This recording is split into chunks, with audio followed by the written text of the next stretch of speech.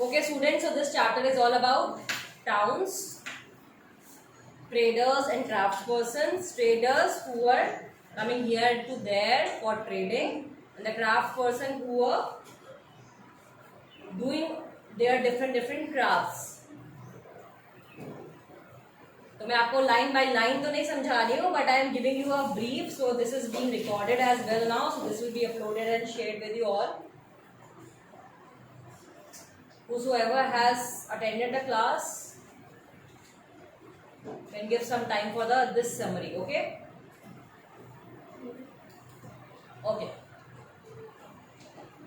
So before this, in which era we were living, there was not a area of town. Right? छोटे छोटे areas थे जहाँ पे लोग रहते थे. तो हमारा डेवलपमेंट कैसे था, चाहे वो area as a temple town famous था या एडमिनिस्ट्रेटिव टाउन था या पोर्ट टाउन था. इस तरीके से छोटे छोटे कैटेगरीज बनाई गई थी ताकि छोटे छोटे जगहों को फेम करके ज़्यादा से ज़्यादा लोगों को अट्रैक्ट कराया जाए. बिकॉज आपको भी ये बात पता है, विदाउट टूरिस्ट अट्रैक्शन छोटे प्लेसेस इतना फंड नहीं जमा कर पाते अपने डेवलपमेंट के लिए.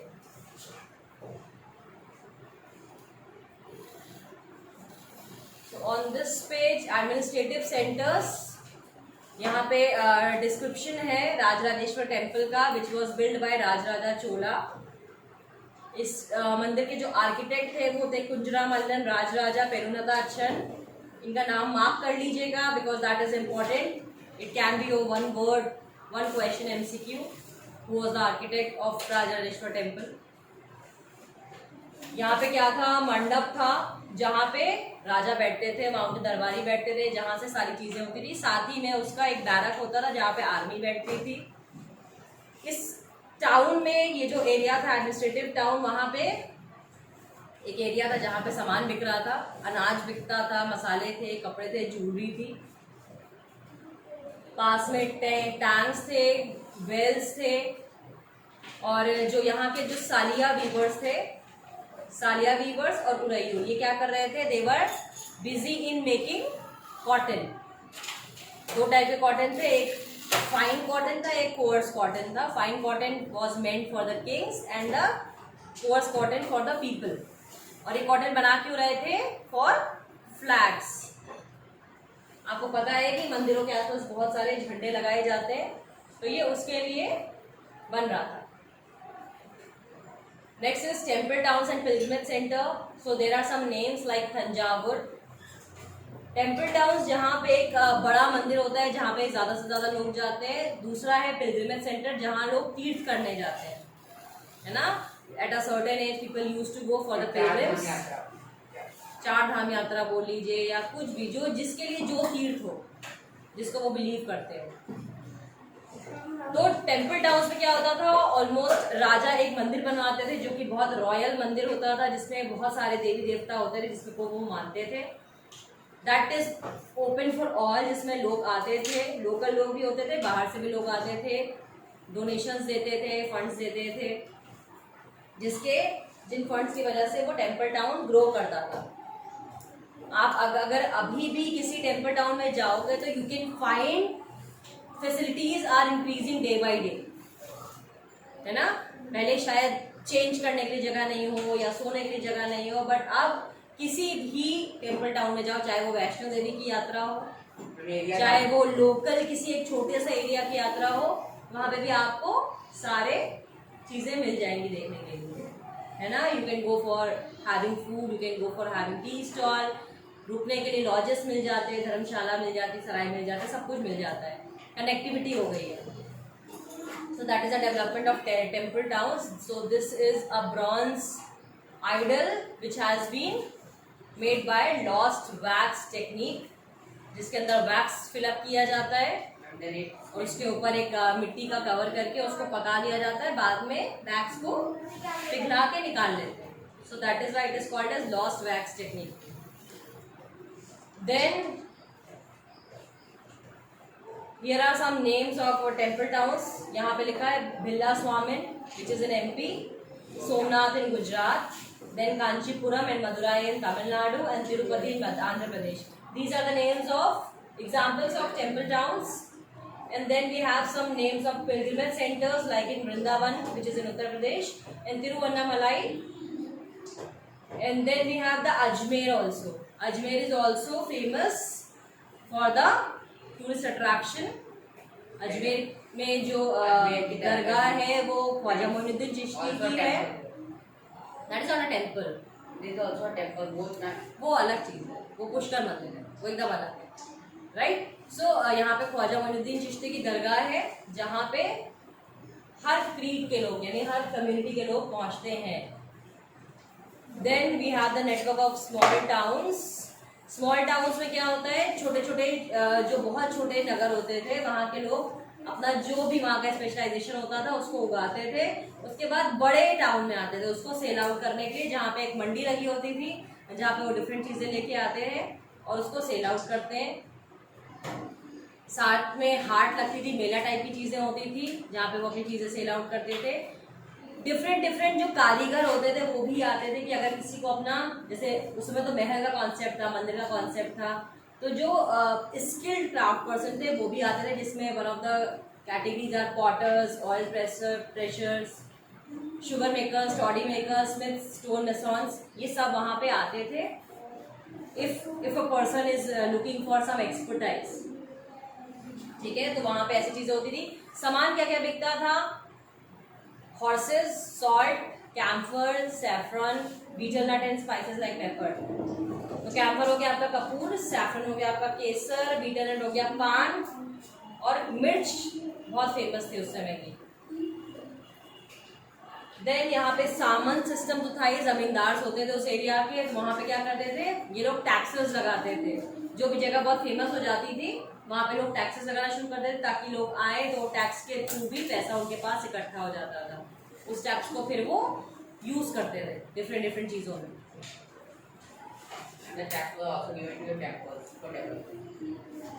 Then traders began small. तो जो छोटे छोटे जितने ट्रेडर्स होते थे ये क्या करते थे, अपना एसोसिएशन बनाते थे जिसको बाद में गिल्ड बोला गया. ये गिल्ड्स क्या करते थे, यहाँ पे लिखा है साउथ इंडिया में ज्यादा फेमस थे गिल्ड्स, जिसमें दो नाम इम्पोर्टेंट है, मनीग्रामम एंड नाना देसी. इसको मार्क कर लीजिए, this is very important. Then traders के कम्युनिटीज फेमस थी like Chettiars, Marwari Oswal, then Hindu Banias and the Muslim Bohras. ये मेन कम्युनिटीज थी जो ट्रेडिंग कर रहे थे, और इनका ट्रेड रूट था Red Sea, Persian Gulf, East Africa, South East Asia and China. बेचते क्या क्या थे, टेक्सटाइल्स बेचते थे, मसाले बेचते थे, और उसके बदले में लेते क्या थे, गोल्ड लेते थे और आइवरी लेते थे अफ्रीका से, और spices, tin, Chinese blue pottery and silver from south East Asia and China. क्योंकि उसमें बार्टर सिस्टम होता था, पैसे का तो कोई हिसाब नहीं था, है ना. मुद्रा तो बहुत सिंबॉलिक थी ना, सांकेतिक मुद्रा कहते थे उस समय. तो बार्टर सिस्टम में एक सामान देते थे और दो सामान लेते थे.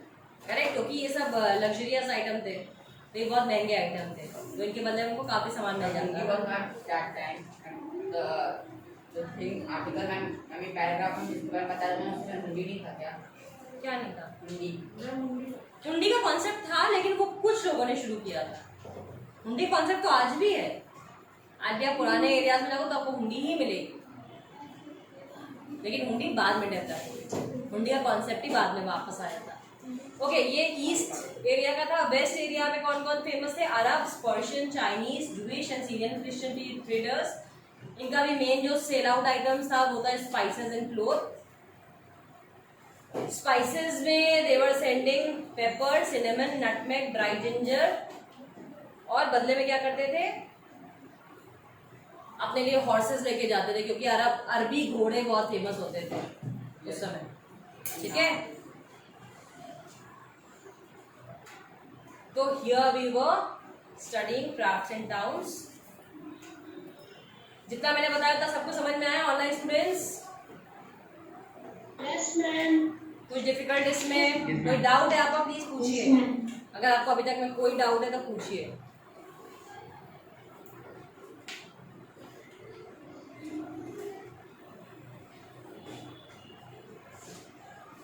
Everyone be active.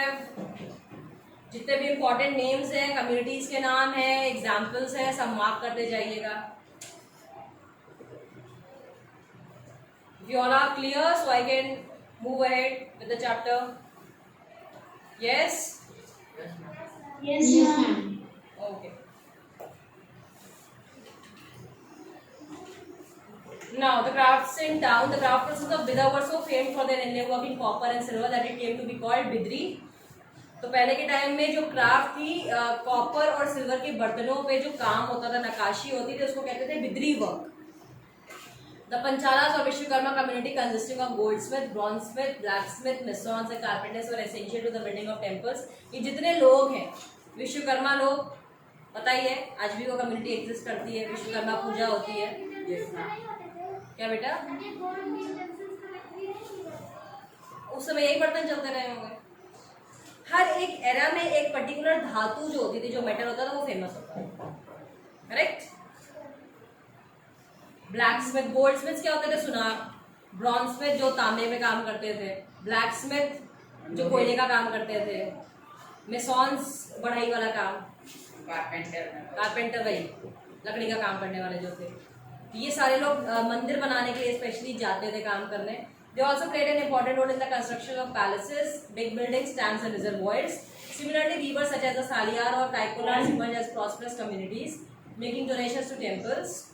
ये जो सालियार्स और काइकोलर्स जो थे ये प्रॉस्पेरस कम्युनिटीज थी. मतलब ये सबसे ज्यादा महंगा काम करते थे, इनके पास बहुत पैसा होता था, तो ये डोनेशंस भी देते थे मंदिरों को.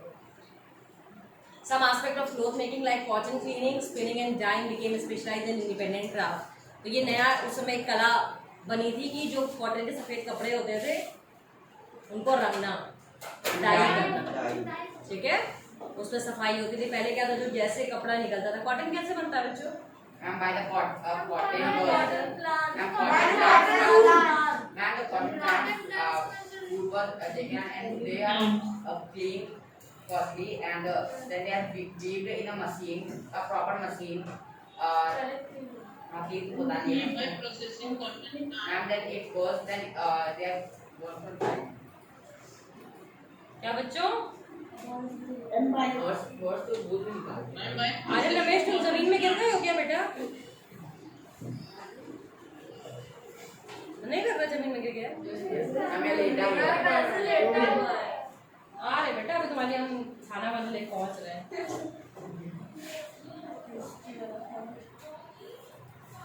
तो ये कॉटन का प्रोसेस है. तो कॉटन के साथ एक्सपेरिमेंट्स शुरू हो गए थे. बच्चों उस समय जो काम था बहुत बेसिक था, पढ़ाई तो इतनी थी नहीं, है ना, कोई ऐसा स्कूल सिस्टम तो था नहीं. Only the basic manners were there. हाँ? Only basic manners. एक मिनट. हाँ, पढ़ते नहीं थे बेटा, बेसिक नॉलेज थी. उस समय जो सोसाइटी थी वो ब्राह्मण, क्षत्रिय, वैश्य, शूद्र में डिवाइड थी, है ना. आज का वाला सिस्टम नहीं था, कम्युनिटीज क्लियर थी.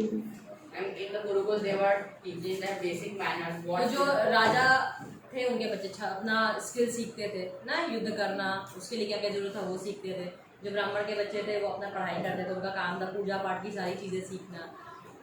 क्राफ्ट पर्सन जो थे हमारे, जो वैश्य था, जो बिजनेस क्लास था, वो सबसे ज्यादा डिफाइंड था.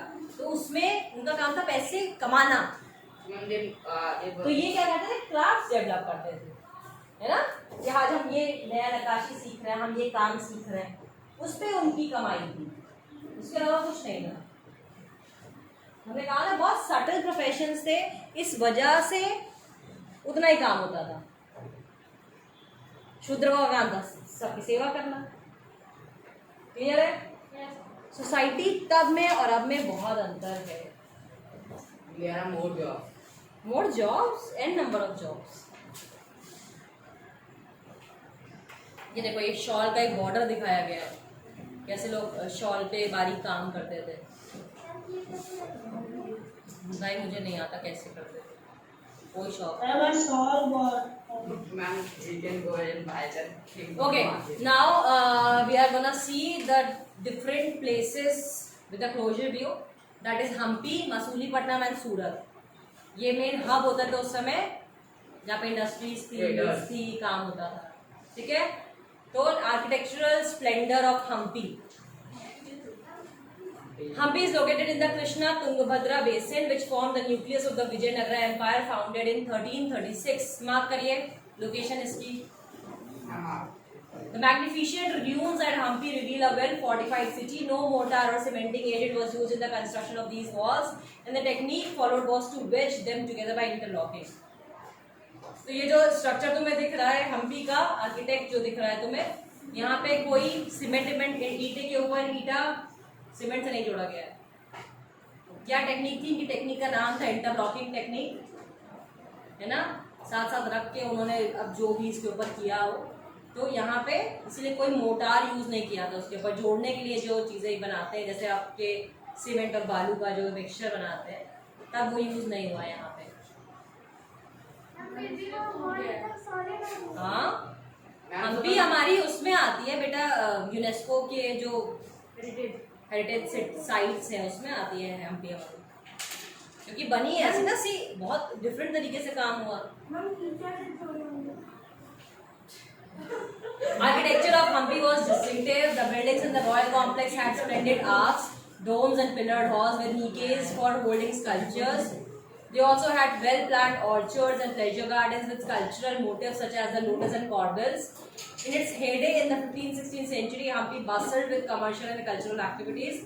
Muslim merchants, chettis and agents of European traders such as the Portuguese thronged the markets of Hampi. तो जो हम्पी का जो स्ट्रक्चर है इसके अंदर सारी चीज़ें थी। आर्चेस भी थे जो शेप्स बनते थे, डोम्स जो गुम्बद बनते थे ऊपर, और पिलर्ड हॉल्स भी थे, ठीक है, जहाँ लोग जाते थे खूब। नीचेस कहते हैं उनके स्टैंड टाइप की चीज़ें जिसके ऊपर उसको बेस बनाया जाता था। जैसे पिलर्स होते हैं वहाँ नीचेस बनते थे। फिर इनके पास ऑर्चर्ड्स भी थे, ऑर्चर्ड्स यानी बागान भी थे बहुत सारे। देन उस समय बेसिकली हम्पी फेमस क्यों था? It has become a commercial centre, ठीक है, जहाँ पे डिफरेंट कम्युनिटीज आती थी और अपना सामान सेल आउट करती थी। ठीक, जितनी कम्युनिटीज है उनके नाम आपके सामने मार्क करते जाइए। Temples were the hub of cultural activities and devdasis performed before the deity, royalty and masses in the many pillared halls in the Virupaksh, a form of Shiva temple. The Mahanavami festival, known today as Navratri in the south, was one of the most important festivals celebrated at Hampi. Archaeologists have found the Mahanavami platform where the king received guests and accepted tribute from subordinate chiefs. From here he also watched dance and music performed as well as wrestling bouts. तो famous क्या था यहाँ पे temples में? Cultural activities बहुत होती थी। तो वहाँ पे एक कॉन्सेप्ट है देवदासीज का। अगर आपने भूल भुलैया मूवी देखी है तो आमिर कुमार वाला जो गाना है तुम्हारा, राजा बैठा है और हीरोइन डांस करती है ना, तो जो विद्या बालन का कैरेक्टर था that was a character of a devadasi, कि राजा के सामने फिश करने की सब डांस होता था। हाँ, तो वो देवदासी का डांस होता था। मेन पिलर वहाँ मंदिर जो था वो था विरूपक्ष का। विरूपक्ष क्या है? शिव जी का ये एक रूप है। और फेमस फेस्टिवल वहाँ का था महानवमी, जिसको आज के टाइम में नवरात्रि कहते हैं हम लोग। मैम देवदासी मींस मैम दासी और देवा गॉड्स दासी। कुछ नहीं बात बताई तुमने, वर्ड से क्लियर, ठीक है। सो यहाँ पे क्या होता था, जब ये महानवमी का पूरा फेस्टिवल ऑर्गेनाइज होता था तो जितने चीफटेन्स थे, जो छोटे छोटे जगहों के जो मुखिया थे जिन्होंने काफ़ी पैसे इकट्ठा कर रखा था, दे ऑल काम, गिफ्ट्स लाते थे राजा के लिए, देते थे। राजा यहाँ बैठते थे तो यहाँ परफॉर्मेंस भी होती थी और वहाँ पे कुश्ती भी होती थी। जैसे आप ऋतिक रोशन का दिखाया जाता है ना, वो हाथी से लड़ रहा था या शेर से लड़ रहा था।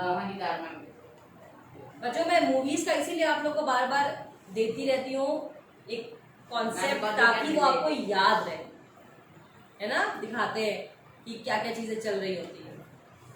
Hampi fell into ruin following the defeat of Vijayanagar in 1565 by the Deccanee Sultans, the rulers of Golconda, Bijapur, Ahmednagar, Berar and Bidar. तो ये जो हम्पी का एरिया था ये 1565 में डिस्ट्रॉयड हो गया जब डेक्कनी सुल्तान्स ने यहाँ पे आक्रमण कर दिया था। ठीक है, समझ में आ गया? ये विल टुमारो यहाँ सब लोग